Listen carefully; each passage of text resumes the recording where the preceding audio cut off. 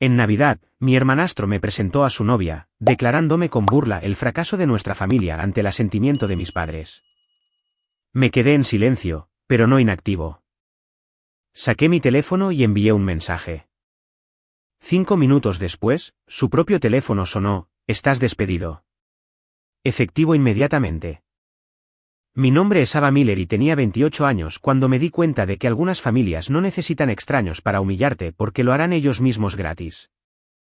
Sucedió en la noche de Navidad en una casa llena de luces cálidas, vajilla pulcra y el tipo de risa falsa que solo aparece cuando la gente representa la felicidad para una audiencia. Apenas había entrado completamente en la sala de estar cuando mi hermanastro Ethan Stone me rodeó con un brazo a su novia, me miró directamente con esa sonrisa engreída que había perfeccionado a lo largo de los años y dijo: «Esta es el fracaso de nuestra familia». La sala estalló en carcajadas tan rápido que casi pareció ensayado.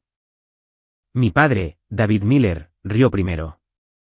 Mi madrastra, Brenda Stone, le siguió. Incluso las personas que no me conocían sonrieron cortésmente, como si la crueldad fuera solo otra tradición navideña en esa casa. Yo me quedé allí, sosteniendo una bandeja de servir, todavía con el delantal que me habían entregado en cuanto crucé la puerta. Y durante unos segundos, sinceramente, pensé que nada dentro de mí reaccionaba ya. Ni ira, ni vergüenza, ni siquiera sorpresa. Solo una especie de silencio frío que había estado construyendo durante años sin darme cuenta. Luego dejé la bandeja, metí la mano en el bolsillo y envié un breve mensaje. No me defendí. No discutí. No le recordé a nadie todas las cosas que no sabían. Solo esperé. Menos de 5 minutos después, el teléfono de Ethan sonó. Contestó con una sonrisa que desapareció lentamente mientras la voz al otro lado hablaba. Cuando alejó el teléfono de su oído, el color se había ido de su rostro. Y por primera vez en mi vida, esa sala se quedó en silencio para mí. La verdad es que esa cena de Navidad no empezó en Navidad. Empezó años antes, cuando mi madre aún vivía y nuestra casa todavía se sentía como un lugar donde podía respirar. Ella murió cuando yo tenía 14 años. Cáncer de mama. Rápido, brutal y silencioso, como suelen ser las tragedias cuando se instalan en una familia y lo reordenan todo sin pedir permiso. Un año todavía tenía una madre que metía notas en mi fiambrera y me frotaba los hombros cuando me quedaba estudiando hasta tarde. Al año siguiente, estaba de pie con un vestido negro junto a un ataúd, escuchando a los adultos decir que era fuerte, cuando lo que realmente querían decir era que no se me permitía desmoronarme frente a ellos. Mi padre no se quedó solo por mucho tiempo. 6 meses después, se volvió a casar con Brenda Stone, una mujer de uñas pulcras, una sonrisa brillante y una forma de hablarme que siempre sonaba dulce hasta que volvía a reproducir sus palabras más tarde y me daba cuenta de que cada frase tenía una hoja oculta. Se mudó a nuestra casa con cortinas nuevas, velas aromáticas y su hijo, Ethan, que era 3 años menor que yo y fue tratado instantáneamente como el centro del universo. Ethan era ruidoso, atlético, encantador cuando quería serlo, y casi aterradoramente bueno para sentir qué versión de sí mismo la gente quería para convertirse en ella a voluntad. Mi padre se iluminaba a su alrededor de una manera que no había visto desde antes de que mi madre se enfermara. De repente, la casa tenía un nuevo ritmo. Ethan tenía campamento de fútbol, tacos nuevos, fiestas de cumpleaños con castillos inflables alquilados y todas las excusas del mundo cuando se equivocaba. Yo tenía tareas, ropa de segunda mano de donaciones de la iglesia y sermones sobre mi actitud.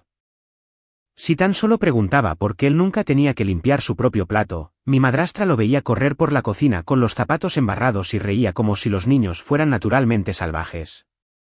Luego se volvía hacia mí y decía: «Ava, eres la chica de esta casa.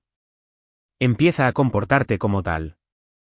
Lo decía de la misma manera que algunas personas rezan antes de cenar, como un ritual que nadie debía cuestionar. Al principio, seguí intentándolo.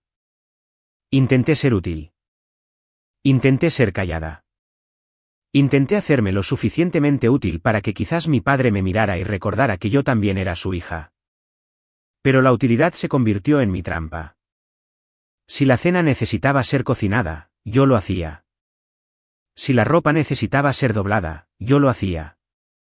Si los parientes visitaban y la casa necesitaba lucir perfecta, yo era la que limpiaba las encimeras mientras Ethan se sentaba en la sala de estar hablando de estadísticas de fútbol con mi padre.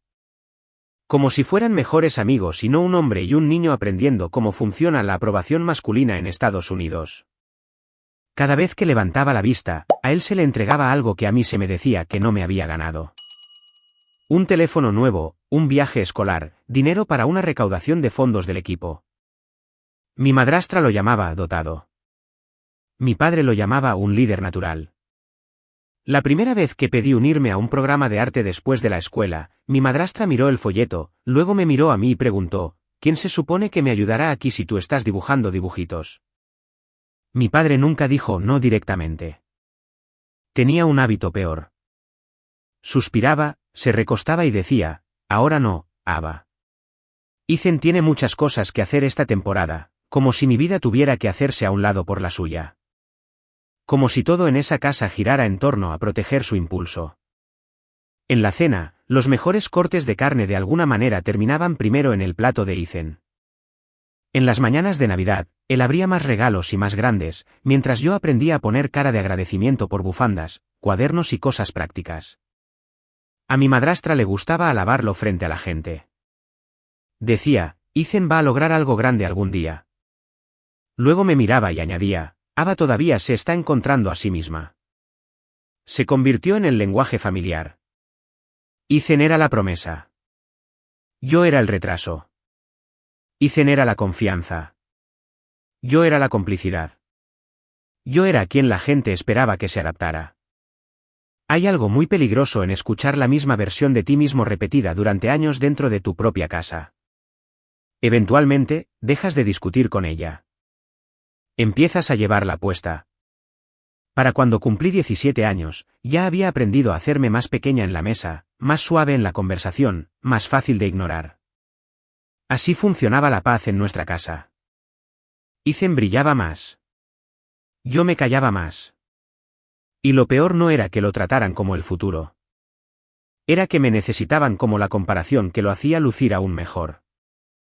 Para cuando Ethan llegó a la secundaria, el patrón en nuestra casa estaba tan establecido que nadie se molestaba en esconderlo ya. No solo recibía apoyo. Recibía una narrativa. Todo sobre él estaba empaquetado. Como el comienzo de una historia de éxito de la que la gente quería estar cerca. Los viernes por la noche eran para sus partidos de fútbol. Los sábados eran para repasar sus mejores jugadas con cualquiera que quisiera escuchar. Los domingos eran para hablar de los cazatalentos universitarios y el potencial y cómo algunos niños simplemente nacían con ambición. Si yo obtenía buenos resultados en un examen, mi padre decía, eso está bien. Sigue así. Si Ethan tenía un partido promedio y aún así perdía, mi madrastra decía, está aprendiendo resiliencia. Volverá más fuerte. A mí se me medía por los resultados. Él era protegido por la interpretación. Esa diferencia moldea a una persona más de lo que la mayoría de la gente se da cuenta. Cuando tenía 16 años, mi consejera escolar me llamó aparte después de clase y me dijo que tenía un sólido portafolio para un programa de verano de arte del Estado. Era competitivo, pero dijo que tenía una oportunidad real. Llegué a casa esa tarde más emocionada de lo que había estado en meses. Recuerdo estar en la cocina mientras mi madrastra picaba apio para una cazuela y mi padre revisaba algo en su teléfono. Puse el formulario de solicitud en la encimera y comencé a explicar las opciones de beca antes de perder el valor. Mi madrastra apenas lo miró. Mi padre preguntó qué fechas abarcaba el programa. Cuando se lo dije, frunció el ceño y dijo que se superponía con el campamento regional de fútbol de Ethan. No entendí la conexión hasta que mi madrastra dijo, bueno, no podemos dividir el presupuesto ahora mismo, y definitivamente no podemos estar en dos lugares a la vez. El campamento de Ethan es importante para su futuro. Tú puedes hacer arte en cualquier momento. Ese fue el momento en que entendí que no veían mis sueños como algo sensible al tiempo o digno de una inversión real. Los intereses de Ethan siempre se convertían en algo importante. Los míos siempre eran pasatiempos esperando ser pospuestos. Lo mismo sucedía una y otra vez. Él recibió clases de manejo en una camioneta más nueva porque necesitaba confianza en la carretera. Yo tomaba el autobús porque era bueno para mí aprender responsabilidad. Él recibió tutorías antes de los exámenes finales porque la presión afectaba mucho a los atletas. A mí me decían que estudiara en la mesa de la cocina después de terminar los platos. En su cumpleaños número 18, mi padre le regaló entradas para un partido de los Texans y un reloj que no paraba de presumir. Ese mismo año, pregunté si podía reemplazar mi laptop que se estaba muriendo antes de mi último año, ya que la necesitaba para tareas de diseño y solicitudes universitarias. Mi madrastra me dijo que intentara ir más a menudo a la biblioteca pública y que quizás aprendiera a no depender tanto de la comodidad. Lo dijo mientras Ethan estaba arriba jugando videojuegos en una pantalla plana que le habían comprado porque estaba estresado después de una temporada difícil. El gaslighting emocional era casi peor que el dinero. Si me frustraba, era sensible. Si señalaba algo injusto, era dramática. Si me retraía, decían a la gente que era difícil conectar conmigo. Ethan entendió el sistema muy temprano. Aprendió que podía decirme casi cualquier cosa siempre y cuando sonriera después frente a sus amigos. Le gustaba presentarme con pequeños chistes. Esta es mi hermana Ava. Le gustan las cosas artísticas, todavía está descifrando la vida. O Ava es la razón por la que mis padres rezan tan fervientemente por mi futuro. La gente reía porque él era guapo y despreocupado, y porque la crueldad familiar a menudo es invisible cuando está envuelta en carisma. Ojalá pudiera decir que me defendí cada vez, pero no lo hice. No porque fuera débil, sino porque nadie en esa casa recompensaba la verdad. Recompensaban la versión de la realidad que mantenía a Ethan luciendo como oro y a todos los demás cómodos.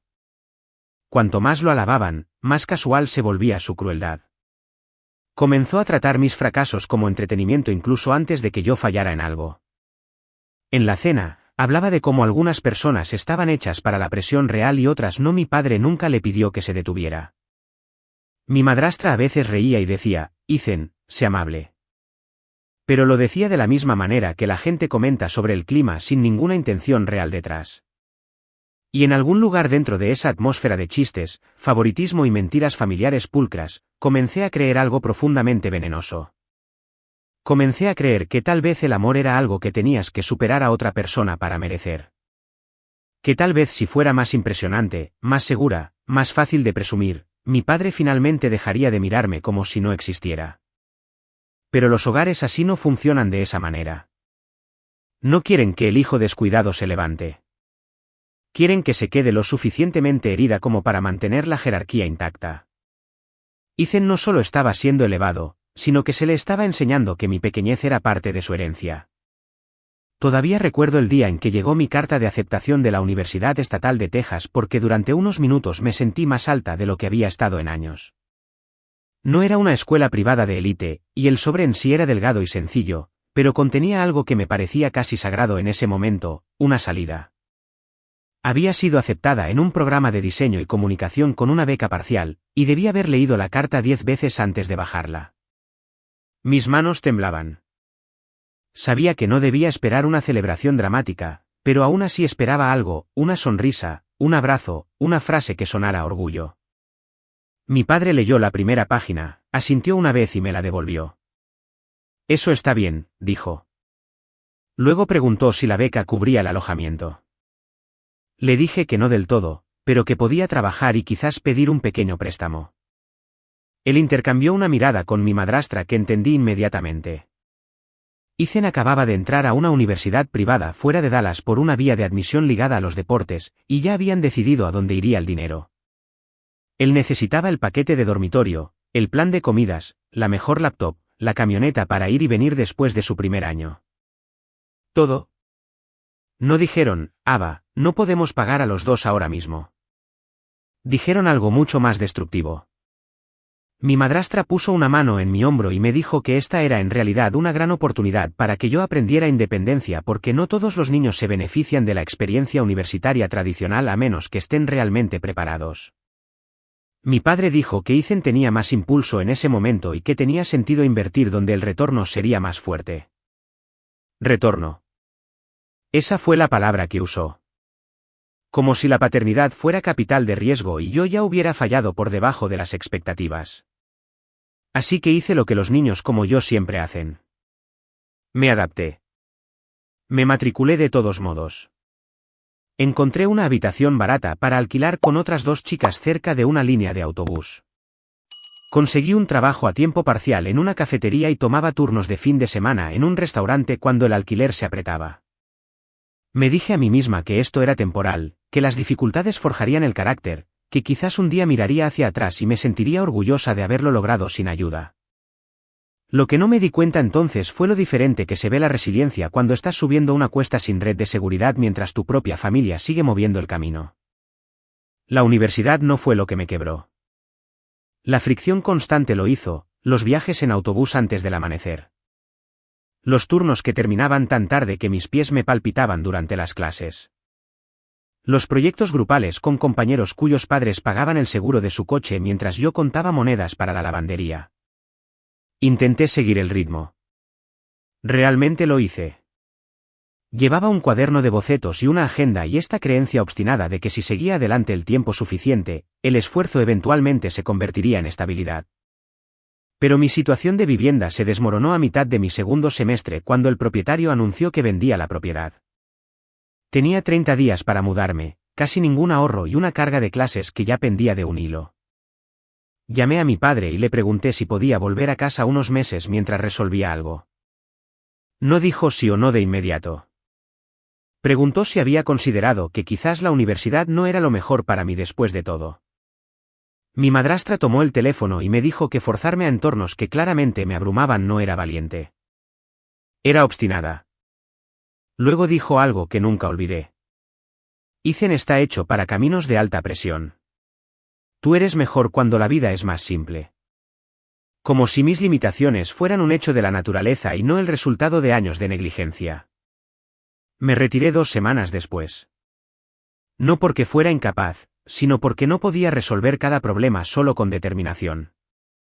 Empaqué mi ropa en bolsas de basura y me mudé a un pequeño apartamento tipo estudio encima de un restaurante abierto las 24 horas, donde las paredes temblaban cada vez que el congelador industrial se encendía abajo. El lugar olía a grasa vieja y detergente, y el colchón se hundía en el medio como si se hubiera rendido a sí mismo, pero era lo que podía pagar.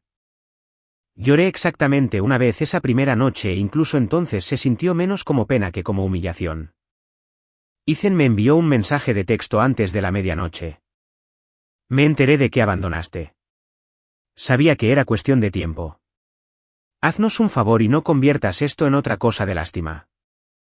Miré ese mensaje hasta que la pantalla se apagó. Él ya estaba hablando de mí como la gente habla de una advertencia que prueba su visión del mundo. Me convertí en la hija que no pudo con ello, la hermana que tenía potencial pero lo desperdició. El ejemplo que mi padre y mi madrastra usaban cada vez que querían que Ethan pareciera aún más disciplinado en comparación. Lo que ninguno de ellos entendía era que algo en mí no había muerto en ese pequeño apartamento. Algo finalmente había dejado de pedir su permiso. Cuando pierdes la versión de tu vida que te dijeron que te salvaría. O te derrumbas bajo la vergüenza o empiezas a construir con lo que aún te queda en las manos. No tenía título, ni apoyo familiar, ni un fideicomiso al que pudiera acceder, y nadie se apresuraba a rescatarme. Lo que sí tenía era ira, talento y más tolerancia para el trabajo duro de la que cualquiera de ellos se había molestado en notar. El apartamento encima de ese restaurante debería haberse sentido como el fondo de mi vida, pero de una manera extraña, fue el primer lugar que fue completamente mío. Nadie allí conocía mi historia. Nadie me comparaba con Ethan. Nadie preguntó por qué no era más como el hijo del que mi padre realmente disfrutaba presumiendo. Trabajaba turnos de mañana en una cafetería 3 días a la semana, turnos nocturnos en el restaurante los fines de semana, y todo lo demás lo dedicaba a descubrir cómo convertir lo que sabía en algo por lo que la gente pagaría. Al principio, era pequeño y rozaba lo vergonzoso. Diseñé un logotipo para un puesto local de barbacoa que intentaba parecer menos un lugar que la gente visitaba solo después de los partidos de secundaria. Hice folletos para un tipo de lavado de coches móvil que me pagaba en efectivo y fumaba durante toda la consulta. Construí un paquete básico de página social para una propietaria de salón de uñas que no paraba de disculparse por no poder ofrecer más de unos pocos cientos. Dije sí a todo, no porque me faltaran estándares, sino porque la supervivencia no se preocupa por la dignidad en pequeñas etapas ordenadas. Cada cliente me enseñó algo. Cada proyecto barato me obligó a afinar más rápido. Pasé noches viendo tutoriales gratuitos sobre branding, estrategia de publicidad digital, optimización de búsqueda, psicología de la audiencia, planificación de contenido y análisis de campañas. Pedí libros prestados de la biblioteca pública hasta que los bibliotecarios comenzaron a reconocerme. Aprendí cómo piensan las pequeñas empresas porque trabajaba con personas que no podían permitirse errores bonitos. Necesitaban resultados, no teoría. Una de mis primeras victorias reales vino de un lugar de barbacoa familiar cerca del centro de Houston. Su comida era increíble, pero su presencia en línea parecía abandonada en 2012. Les ofrecí un paquete de cambio de marca de bajo costo con nuevas imágenes, mejor fotografía de menú, orientación de anuncios locales y una campaña social basada en fines de semana de fútbol y lealtad del vecindario. En 2 meses, sus ventas de fin de semana subieron lo suficiente como para que el dueño me abrazara en el estacionamiento llorando en su delantal. Esa fue la primera vez en años que alguien miró mi trabajo y lo trató como un valor en lugar de una fase. La noticia se corrió. Luego se corrió más. Los negocios locales hablan, especialmente en ciudades donde la reputación viaja más rápido que los presupuestos de publicidad. Conseguí una tienda de artículos deportivos, un estudio boutique de fitness, un contratista que quería parecer lo suficientemente grande como para licitar trabajos más grandes. Luego un cliente regional con dinero real y expectativas que me asustaban de la mejor manera posible. Por esa época, conocí a Andrew Marshall a través de una cadena de referencias que comenzó con una de mis cuentas más pequeñas. Él era todo lo que Ethan intentaba fingir ser. Calmado bajo presión, genuinamente estratégico, imposible de impresionar con ruido, y muy bueno para detectar capacidad en personas que estaban acostumbradas a ser subestimadas. Había pasado años en operaciones de marca y desarrollo de negocios y estaba dejando una sociedad de agencia que ya no le encajaba. Nuestra primera reunión debía durar 45 minutos. Nos quedamos casi 3 horas garabateando esquemas en servilletas de cafetería y hablando de lo que hacía que las agencias modernas se sintieran falsas, infladas y desconectadas de los clientes reales. Andrew no me interrumpía. No reempaquetaba mis ideas con una voz más profunda y las llamaba liderazgo. Escuchaba, luego empujaba, luego escuchaba de nuevo. Fue una de las conversaciones más respetuosas que jamás había tenido con un hombre. Durante el año siguiente, colaboramos proyecto por proyecto hasta que la línea entre sociedad y empresa se hizo imposible de ignorar. Lanzamos Apex Creative Group con Andrew como director ejecutivo de cara al público porque a él le gustaba el frente de la sala y a mí no. Construí sistemas, arquitectura creativa, estrategia de cliente, flujos de trabajo internos y el tipo de disciplina operativa que la gente asume que solo proviene de pedigrís corporativos. Andrew abría puertas. Yo construía lo que entraba por ellas. Estructuramos la empresa cuidadosamente. Y debido a que la mayor parte del capital original provino de mi base de clientes, mis cuentas retenidas y mi decisión de reinvertir todo en lugar de pagarme cómodamente, me convertí en accionista mayoritaria. Muy pocas personas fuera del ámbito legal y financiero conocían el desglose completo de la propiedad. Eso no era por secretismo para el drama. Era un límite. Había pasado suficiente de mi vida siendo interpretada por personas que solo valoraban los títulos visibles. No necesitaba el aplauso público. Necesitaba control. En las reuniones familiares, cuando alguien se molestaba en preguntar qué hacía, mi padre decía, Ava hace cosas de diseño freelance. Siempre lo hacía sonar temporal, frágil y ligeramente embarazoso. Ethan ya se había graduado para entonces y andaba con la confianza de un hombre que siempre había asumido que el mundo se organizaría en torno a su potencial. Hablaba de networking, cultura de marca, líneas de liderazgo y visibilidad de mercado como si hubiera inventado la ambición. Mi madrastra repetía cada actualización a los parientes como si su carrera fuera un logro nacional. Todos tenían el mismo punto ciego. Asumían que, como yo no era ruidosa, seguía perdida. No sabían que, mientras ellos seguían diciendo a la gente que yo nunca me había recuperado de abandonar los estudios, yo había construido una empresa lo suficientemente fuerte como para contratar personal, expandir cuentas y dar forma a campañas en toda la región. Definitivamente no sabían que un día Ethan solicitaría trabajar allí y entraría directamente en un edificio que yo poseía. Ethan no entró en Apex porque fuera brillante. Entró porque los hombres como él a menudo son entrenados desde la infancia para convertir la confianza en acceso. Conoció a alguien en un evento de exalumnos, hizo un seguimiento 2 veces, pulió su currículum con el lenguaje adecuado y logró conseguir una entrevista para un puesto de estratega de marca de nivel medio. Andrew se encargó de ello. Cuando el paquete del candidato llegó a la revisión interna, reconocí el nombre inmediatamente y me recosté en mi silla durante mucho tiempo, mirando la pantalla mientras la vieja ira y la nueva oportunidad se encontraban en el mismo lugar. Andrew levantó la vista del archivo y preguntó si quería que lo rechazaran directamente. Dije que no, no porque fuera generosa, sino porque quería ver qué pasaba cuando Ethan entraba en un espacio donde mis estándares, no las excusas de mi padre, establecían las reglas. Ethan comenzó en Apex como si hubiera sido elegido para una película sobre futuros ejecutivos. Camisas impecables, reloj caro, confianza sobreactuada, sonriendo demasiado a la gente que pensaba que importaba, y apenas notando a la gente que pensaba que no.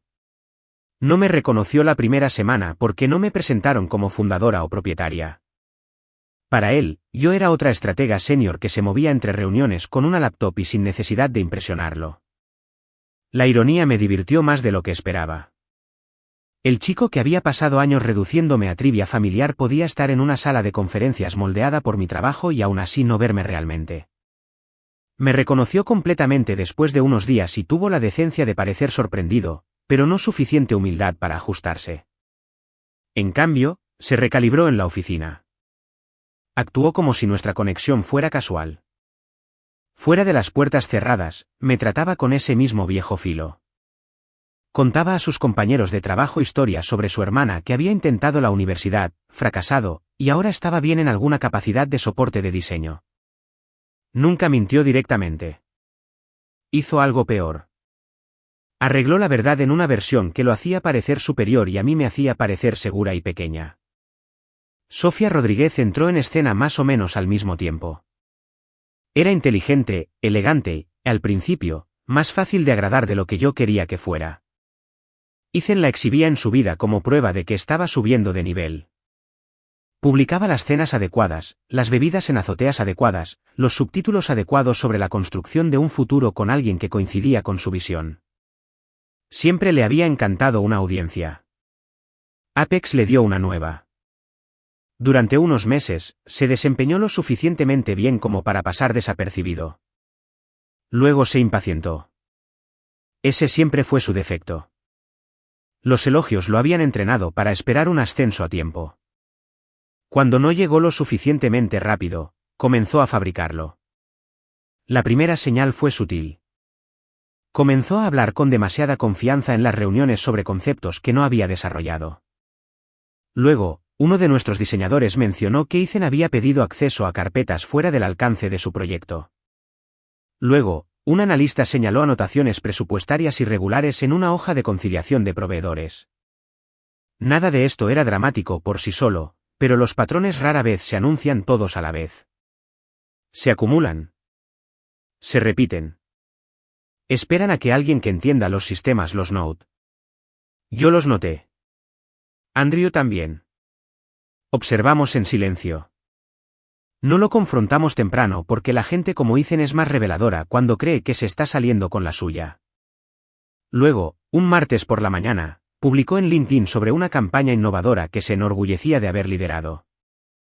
Se me revolvió el estómago en cuanto vi las imágenes. El concepto, la jerarquía visual, el encuadre emocional e incluso fragmentos de la estructura del texto provenían directamente de una presentación estratégica que yo había redactado semanas antes para una propuesta interna. No lo había mejorado. Lo había robado. Peor aún, lo había robado mal, de esa manera arrogante en que la gente lo hace cuando cree que el verdadero creador no tiene poder. Andrew entró en mi oficina 10 minutos después con una copia impresa y cerró la puerta. Comenzamos a extraer registros. Ethan había accedido a carpetas sin autorización, descargado archivos fuente, renombrado versiones y eliminado 2 documentos de soporte que pensó que borrarían el rastro. También había presentado reembolsos de consultoría vagos a una empresa fantasma configurada para desviar dinero a una cuenta vinculada a él. Cantidades pequeñas al principio, lo suficiente para pasar desapercibidas, lo suficiente para financiar cosas que alimentaban su imagen. Un anillo personalizado, pagos de una nueva camioneta, cenas de lujo que quería que yo publicara en línea. El robo no fue solo profesional. Fue psicológico. Todavía estaba haciendo lo que siempre había hecho. Tomando lo que yo construía, reduciendo lo que yo sobrevivía y usando ambos para adornarse a sí mismo. Uno de los miembros más jóvenes del personal se acercó a Andrew con capturas de pantalla de chats de equipo donde Ethan bromeaba sobre tener que rescatar las ideas a medio cocinar de su hermana porque ella nunca había aprendido realmente cómo funcionaba la estrategia. Esa parte me dolió más que el dinero. No era solo que me robara. Era que todavía me necesitaba debajo de él mientras se beneficiaba de mi trabajo. Andrew volvió a preguntar si quería que lo despidieran en privado. Dije que no. Por primera vez en mi vida, no quería una resolución silenciosa. Quería proporción. Pasamos días construyendo el expediente, registros de acceso, historiales de borradores, rastros de reembolsos, capturas de pantalla, recuperación de documentos eliminados, declaraciones de testigos internos. Capturas de pantalla de chats y suficiente corroboración para que cualquier equipo legal se sintiera cómodo. Luego surgió una segunda verdad, más fea y más antigua. Al revisar viejos registros financieros conectados a algunos documentos que mi tía Carol había mencionado una vez después de la muerte de mi madre, encontré rastros de una cuenta de educación fiduciaria a mi nombre que había sido casi vaciada durante los años exactos en que se cubrieron la matrícula, el alojamiento y los costos del vehículo de Ethan en una universidad privada. El patrón era demasiado claro para ignorarlo. Se sintió como ser golpeada por el pasado y el presente en el mismo lugar. Ethan no solo había crecido siendo el favorito. Había crecido siendo financiado con trozos de un futuro que originalmente había sido mío. Fue entonces cuando la cena de Navidad dejó de ser un evento familiar en mi calendario y se convirtió en un ajuste de cuentas. Cuando conduje a la casa de mi padre en Nochebuena, ya sabía exactamente quiénes creía cada uno que eran en esa historia. Ethan era el éxito. Sofía era la prueba de que su vida parecía impresionante desde fuera. Mi padre y mi madrastra eran los orgullosos arquitectos de un hijo próspero, y yo seguía siendo la nota al margen de advertencia que podían usar para hacerlo brillar más. La casa parecía una revista cuando entré. Guirnaldas en la escalera, caros adornos de cristal en el árbol, velas encendidas en cada habitación, y esa misma vieja disposición de panecillos esperándome antes incluso de quitarme el abrigo. Mi madrastra me entregó un delantal y me pidió que ayudara a emplatar los aperitivos porque Sofía venía y todo tenía que lucir bien. No porque fuera una invitada, sino porque en esa casa yo siempre había sido en parte hija, en parte personal no remunerado. Ethan llegó tarde a propósito, haciendo una entrada con Sofía del brazo y la confianza de un hombre que nunca había imaginado que una habitación pudiera volverse contra él. Todos se desvivieron por ellos. Mi padre abrió el bourbon. Mi madrastra casi resplandecía. Entonces Ethan me vio de pie cerca del comedor y apareció esa sonrisita engreída. Abrazó a Sofía y dijo en voz alta, «Esta es mi hermana Ava, el fracaso de nuestra familia». La risa llegó rápido. Mi padre asintió como si fuera cierto. Mi madrastra añadió algo sobre que yo todavía estaba encontrando mi camino. Sofía esbozó una pequeña sonrisa incómoda, del tipo que usan los extraños cuando asienten con la cabeza a algo que está mal, pero aún no entienden la profundidad del problema. Sentí la vieja humillación ascender, pero esta vez no me controló. Dejé la bandeja de servir, saqué mi teléfono y le envié a Andrew un mensaje que ya habíamos planeado. «Hazlo ahora». Menos de 5 minutos después, el teléfono de Ethan sonó. Contestó casualmente, esperando algún halago egoísta relacionado con el trabajo de la temporada navideña. En cambio, vi cómo todo el color se iba de su rostro. La voz de Andrew era tranquila, directa y final. «Ethan, tu empleo ha sido terminado con efecto inmediato. Tu acceso ha sido revocado. Recursos Humanos y el Departamento Legal se pondrán en contacto contigo en relación con el robo de propiedad intelectual, reembolsos fraudulentos y destrucción de pruebas». La sala se quedó en silencio. Mi padre se levantó tan rápido que su silla raspó el suelo. Ethan comenzó a hablar por encima de la llamada, insistiendo en que debía haber algún malentendido. Pero Andrew no levantó la voz. Solo le dijo que revisara la televisión. Yo ya había duplicado el archivo de evidencia desde mi teléfono. La pantalla se iluminó con registros de acceso, historiales de borradores, rastros de reembolsos, capturas de pantalla y una presentación recuperada tras otra, demostrando que Ethan había robado material de campaña que nunca había creado. Luego vino la frase que golpeó más fuerte. Estructura de propiedad de Apex, mi nombre, accionista mayoritaria. Sofía se alejó de Ethan como si el aire a su alrededor hubiera cambiado. Mi padre seguía diciendo imposible en voz baja, como si la incredulidad pudiera reescribir los registros. Mi madrastra me miró con esa expresión atónita que la gente tiene cuando la persona a la que se entrenan para no ver de repente se vuelve innegable. Ethan intentó recuperarse volviéndose cruel, que fue lo más típico de Ethan que pudo haber hecho. Dijo que lo había tendido una trampa, manipulado el sistema y siempre había estado celosa porque él era en quien nuestro padre creía. Recuerdo mirarlo y darme cuenta de que eso era lo más cierto que jamás había dicho. Él había construido toda su identidad sobre ser creído más fácilmente que yo. Y ahora esa ventaja había desaparecido.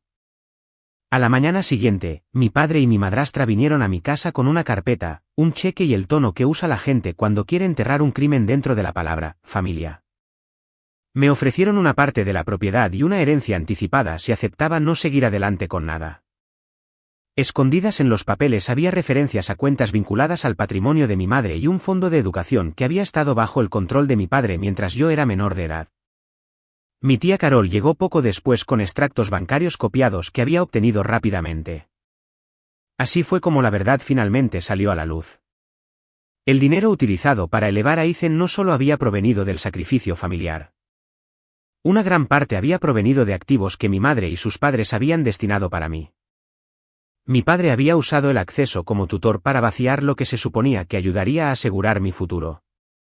Luego pasó años diciéndome que me faltaba disciplina cuando la verdad era que me había quitado el suelo bajo los pies y había llamado a mi caída un defecto de carácter.